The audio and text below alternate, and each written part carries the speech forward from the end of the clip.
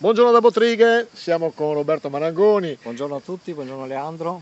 Roberto Marangoni, Buontemponi, perché 33esima serata d'onore, sabato 29 giugno alle ore 21, qua a Bottrighe, giardino della scuola materna in via Dante. Certamente. Cosa ci dobbiamo aspettare? 33 anni di questa, rassegna, di questo spettacolo di folklore, ma spettacolo di solidarietà, perché in quell'occasione, durante lo spettacolo, faremo la cerimonia di consegna del ricavato da varie iniziative, quindi Babbi Natale, Befana, cene, spettacoli ideati proprio per raccogliere fondi per la solidarietà, a 5 associazioni: Vivi Autismo di Padova, Lega Italiana Lotta al Tumore di Rovigo, Mosaico Friends di Adria, la Scuola Materna Umberto Maddalena e Parkinson Rovigo. E queste associazioni riceveranno tutto il nostro ricavato di un anno da queste iniziative che dicevo poc'anzi.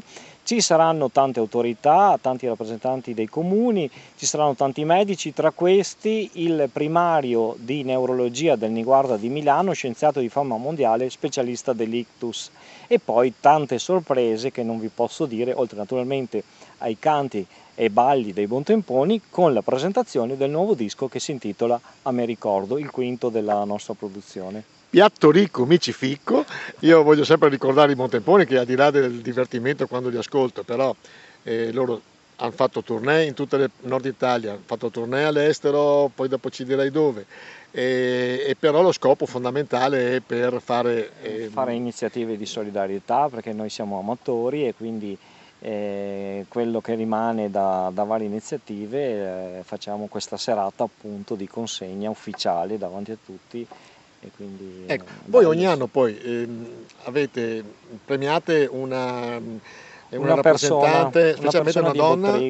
No, allora, sì, la madrina della serata esatto. è una donna nelle istituzioni. Ogni anno sono passate tante, presidenti della provincia, Virgili, l'assessore Coppola, sindaci, donne ovviamente. Quest'anno madrina sarà l'assessore Marina Garato del comune di Stienta. Mentre invece daremo anche il premio, settima edizione, premio La Colonna, ad una persona di Bottrighe che si è particolarmente distinta in vari ambiti. Quest'anno a Graziano Bolzoni, artista del legno e quindi creatore dei presepi del paese. Perfetto, ripeto ancora, 33esima serata d'onore, sabato 29 giugno, ore 21 a Bottrighe, giardino della scuola materna in via Dante. E se piove, il giorno dopo alla stessa ora. Grande Roberto. Grazie Leandro, grazie a voi, ciao a tutti.